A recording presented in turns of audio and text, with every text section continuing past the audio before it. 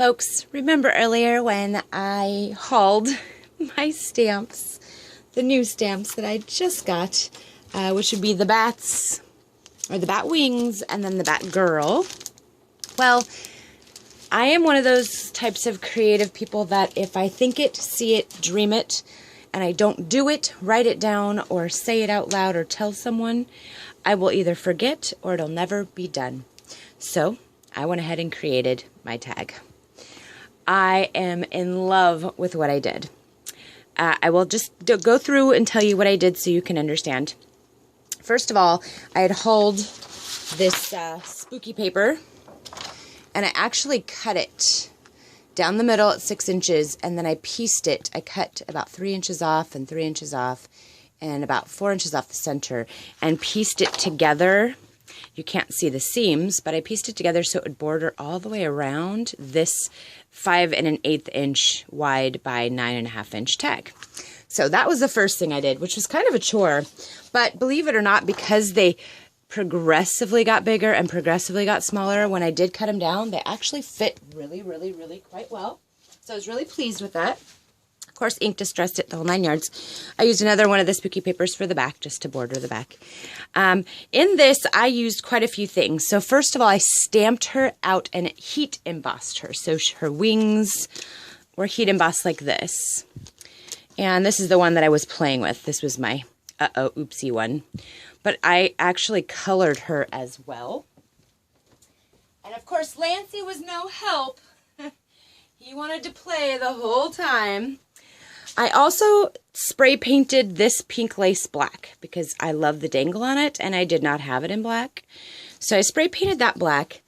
And then I also took this binding, or this ribbon trim that we got from Target that everybody was hauling for $1, and I ink distressed it in frayed burlap, black, and antique linen to give it more of that browny, just very aged look. I was trying to go for this color, but the antique linen just wasn't dark enough, so I just went ahead and darkened it all because I kind of made her on the gray tones, or a little bit darker than this. So anyway, let's get back to what I did. So I heat embossed her, and I fussy cut out her wings, and then I took paddle wire, and to the backs of the wings, I wrung paddle wire this way and one piece, so it just went like this. And I E6000'd it and then did a few dabs of hot glue just so it would dry right away while the E6000 dried. And then I used my fabric tack and actually fabric lined these with satin. And you really can't see in the video, but these wings are bendable now. So I can bend them and move them around, and I particularly liked how I bent them that way. So, but they can be laid flat or bent back open for shipping, however. And then with this frayed edge, I went ahead and glued it down and then glued the trim that I spray painted black over it. And I made these little rosettes, or roses, I should say, out of what was left over. And these black flowers that I got from an estate sale, and they're kind of spooky looking, so I thought they were perfect for this. And I also cut out, after I fussy cut out that, I fussy cut out her actual wings that were underneath her. See how the wings are underneath her? I fussy cut those out because I knew I was going to use her wings as in flight. But if you look closely, I used some of that frayed fabric to look like she had that spreading out, kind of like those arm gauntlets or whatever you want to call it. I don't know what those things are called. Then I used more lace and trim and used, of course, that black lace I spray painted. Now, these little metal charms that you see here look like this, and they were random pieces like this. And so that was her belt, and these are these pieces right here that you can see. And of course, they're all different colors. So I just took my Rub and Buff in gold leaf and just slightly went over them and then ink distressed them in black.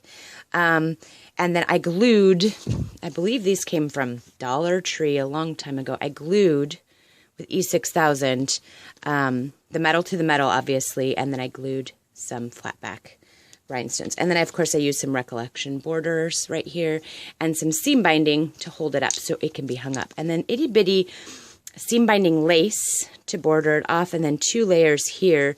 If you can see, I'm sorry, I'm not in frame, and 2 layers there. And I love how it looked with the heat embossing, but it was too shiny, so that's why I added the shine. And then at the bottom of the trim, because it had dangles, it didn't have enough shininess to it, so I actually glued, if you can get them all out and shown, I actually glued little of those flatbacks too as well. Those flatback pearls all the way across these, just to give it that extra added sparkle. I really liked how the roses turned out. I actually used an entire package of this on this because I don't know how much you get in here, but 3 yards. Well, I used the entire 3 yards for the roses and for the trim and the dangles. So this was my funnest project.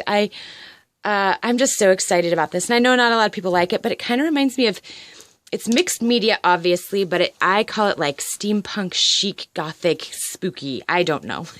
There's got to be a name for it, but this is what I did, folks. So I just wanted to share that with you.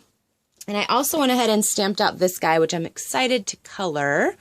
And this is what it looks like stamped out. And I really love this scene. I really can't wait to fussy cut it out and border it and actually put some acetate here and literally do a shaker. So really excited about that. So folks, I just wanted to come and share that with you. Yes, I do work fast. I'm not kidding. It's just like I said, if I think it, see it, dream it, I have to do it or it doesn't get done. So folks, as we conclude this video, I have pre-cut out 2 of these spooky, spooky, spooky ladies with their wings. And I am going to happily gift these to 2 sweet people. For the first 2 people that comment that are a subscriber existing, no new subscribers, I'm sorry. Canada's okay, US only otherwise, so no overseas. I'm sorry, folks, just Canada and US only. The first 2 comments to comment on this video that would love to have these and like my steampunk situation will be getting these. I'm going to put them in envelopes right now and pre-address my return address on there. So please, thumbs up, comment if you'd like to win these 2. You know, like I said, each person will get 1, but you will win these. And these are, I did stamp these out in Momenta. Really dark Momenta. So if you wanted to color these, you absolutely could. So thanks for coming and sharing with my spooky ookie ookie. I really love her. She's so cool. And I hope my swap partner loves her. I know she's probably going to watch it and see it and just die, but I know, Kim. Fatty Patty Scrapper. Hint, hint. Here's just part of what's going to go in that loaded envelope. All right, folks. Thanks for watching. And don't forget to comment and like and subscribe.